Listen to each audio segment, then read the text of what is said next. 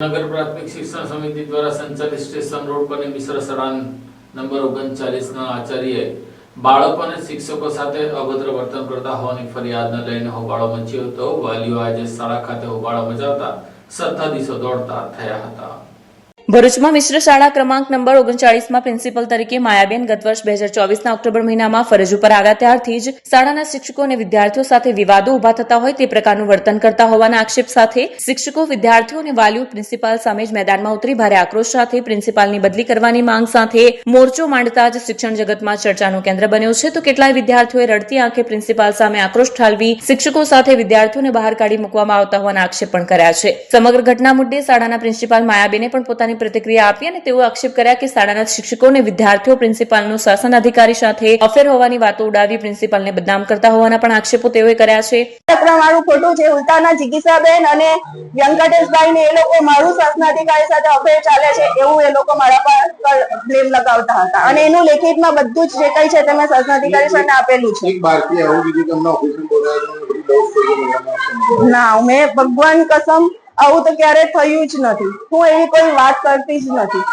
આ ખબર નહીં કેમ ઉભું કરે છે બાળકોને આવું કેમ કોઈએ કઈક સમજાવ્યું હશે, બાકી મારા નેચરમાં જ નથી આવું કઈક બોલવાનું। ઉલટાનું આ શિક્ષકોએ મને હેરાન કરી મારું અફેર શાસન અધિકારી સાથે ચાલે છે એવું કરીને મને રોજ ટોર્ચર કરવામાં આવતી હતી અને એની જાણ પણ મેં શાસન અધિકારી અને અધ્યક્ષને કરી છે। મેં એમને કહ્યું કે જો હું અહીંયા નોકરી કરતી હોઉં ને આટલું બધું કામ કરતી હોય, અધિકારી તો મારી સાથે લખવું છે તો તમે મને આવું બોલી જ કેવી રીતે શકો? એ તમને સીધા નહીં કરી દે?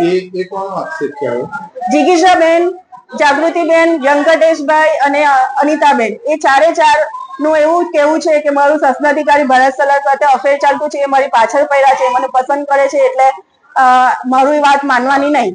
ત્યારે સમગ્ર મામલે આખરે પ્રિન્સિપાલની બદલી થાય છે કે પછી વિવાદ યથાવત રહે છે તે આવનાર સમય બતાવશે, પરંતુ પ્રિન્સિપાલે પણ પોતાની પ્રતિક્રિયા રજૂ કરી હતી। તો બીજી તરફ નગર પ્રાથમિક શિક્ષણ સમિતિના સભ્ય ભારતી પટેલ પણ બનાવને લઈને શાળા ખાતે દોડી આવ્યા હતા અને પ્રિન્સિપાલ, શિક્ષકો અને વાલીઓની વાત સાંભળી હતી અને મામલો ઠાળે પાડ્યો હતો। હું હેમાએ કલોલિયા છું, એસટીપી બલ્બ ચલાવું છું। અત્યારના 11 વર્ષથી મેં એસટીપી બલ્બ ચલાવું છું। અત્યાર સુધી કોઈ આચાર્ય આવો આરોપ નહીં લગાવ્યો, પણ એમને એવું કે ચોપા ચોરી ગયા છે એનો આરોપ લગાવ્યો। મેં માંગ્યું કે સબૂત લાવો, મને કેનું ચોરી થઈ ગઈ છે?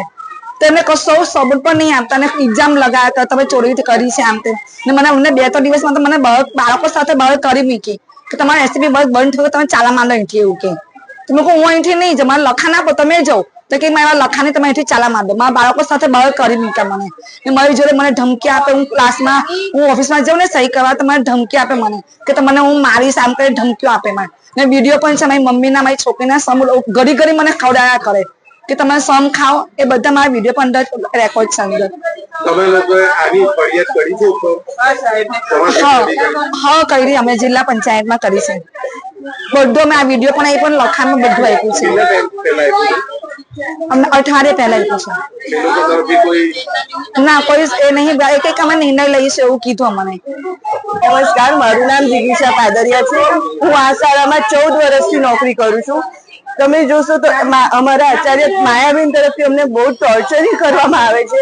ગમે ત્યારે અમને ક્લાસની બહાર કાઢી નાખવામાં આવે। એક દિવસ તો એવું બન્યું હતું કે મારે ઉનાળામાં પાણી પીવા જવું હતું, 2:30 વાગ્યાની રિસેસ પૂરી થઈ હતી, હું અંદર પાણી ભરવા ગઈ તો મને કે તમારે પાણી નહીં ભરવાનું, તો મેં કીધું કેમ? પછી મને તરસ હતી એટલે હું પાણી ભરવા ગઈ તો એમને બહારથી તાળું મારી દીધું। મારા 2 છોકરાઓ મને બચાવી નહીં તો મારી પાસે મોબાઈલ બી નતો।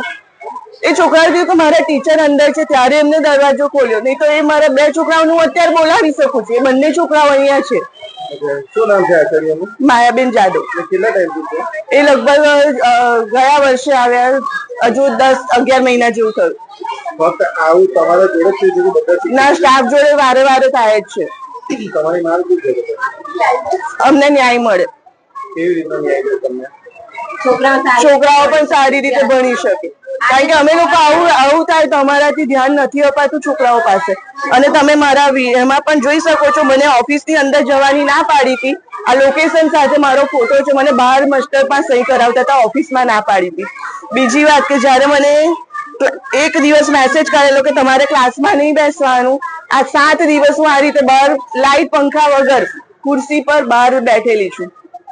વિવાદ એવો છે ભાઈ કે ગયા વર્ષે હું ઓક્ટોબર મહિનામાં જ્યારે હું હાજર થઈ ત્યારે એક ભાર્ગવીબેન જોશી કરીને આ શાળામાં પ્રિન્સિપલ હતા, તેઓ પછી વેકેશન કર્યું અને વેકેશન બાદ મને સ્કૂલનો ચાર્જ જ નહીં આપતા હતા અને જેમ તેમ કરીને એમણે પછી જિલ્લા ફીનું ને એવા બધાનો ચાર્જ લઈ લીધો, જવાનો ફોર્મ ભરી દીધા અને જ્યારે પણ હું ચાર્જ માંગુ ત્યારે રજા પર ઉતરી જાય એવું જ કરતા હતા. ત્યારબાદ જેમ તેમ કઈ શાસનાધિકારીને થોડું વચ્ચે પાડીને થોડું ચાર્જ લીધો, પણ નાણાકીય ચાર્જ એ 23 ડિસેમ્બરે જયારે છૂટ્યો ત્યારે હું સ્કૂલનો સમય 5 વાગ્યાનો છે, 5 વાગે આખો સ્ટાફ જતો રહ્યો, પણ હું અહીંયા 5:30 સુધી ચાર્જ લેવા હતી અને હું 5:45 અહીંયા બધું સબમિશન કરાવીને ગઈ. ત્યારબાદ થોડા દિવસ પછી મને ખબર પડી કે ભાર્ગવીબેન જોશી જે નાણાકીય વહીવટ કરતા હતા તેમાં પોતે વાલીની જે સહી એમ જોઈન્ટ એકાઉન્ટ હોય, એક પ્રિન્સિપલ અને વાલીની સહી 2 હોય, તેમાં વાલીની સહી ભાર્ગવીબેન જોશીએ જાતે જ કરીને બધી બેંકોમાંથી નાણાકીય વહીવટ ઉપાડ કર્યો હતો અને એના કારણે શાળામાં કોઈ જ ગ્રાન્ટ મારી પાસે હતી નહીં, તો હું સ્કૂલ ચલવું કેવી રીતે?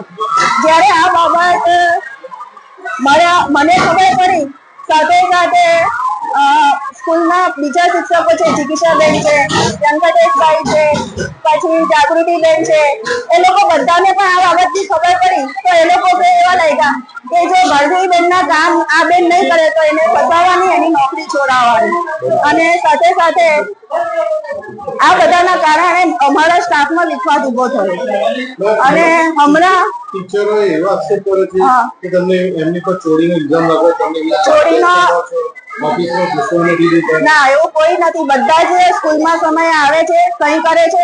હું રજા પર જાઉં, ઓફિશિયલ વર્ક માટે કઈ બહાર જાઉં, ટ્રેનિંગમાં જાઉં, બીજા કામગીરી માટે પર જાઉં, ઓફિસ ખુલ્લી જ હોય છે અને ચાવી પણ અહીંયા હોય છે કબાટની, જે કોઈ ઓફિસનું હોય બધું જ એ લોકો વાપરી શકે છે, એ લોકો લઈ શકે.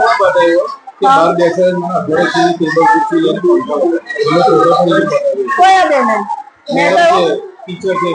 ના, મેં તો એવું કોઈની સાથે કર્યું નથી. એ જાતે કરતા હશે તો ખબર નહીં. મને બાળકો પણ આક્ષેપ મૂકે છે કે મેડમ અમને ઓફિસમાં બોલાવીને બીજી વાતો કરે છે, ભણતર છોડીને.